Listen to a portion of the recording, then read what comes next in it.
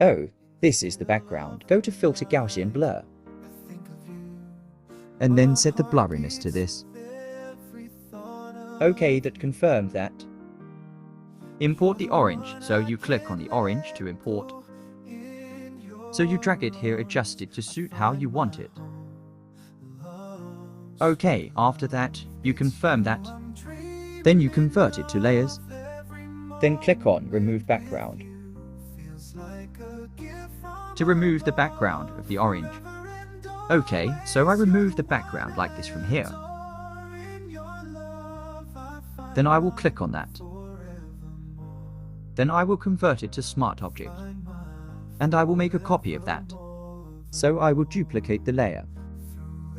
I'll click on Duplicate Layer. Then I will rasterize the second layer. Then go to Image Adjustment. Desaturate, then I'll go to Screen. Then Blend Mode and set it to Screen. After that, I go to Adjustment. Then I'll go to Levels, then I will change the levels, so that the transparency will come. So as you can see, we have created the transparency. So adjust to suit your preferences from here. Create a mask, then go to Brush. Make sure the hardness of the brush is set to 100. And then you go to Brush, then I'll go for Selection. Rectangular selection. I'll make this rectangular selection here. Then I'll brush this portion of it.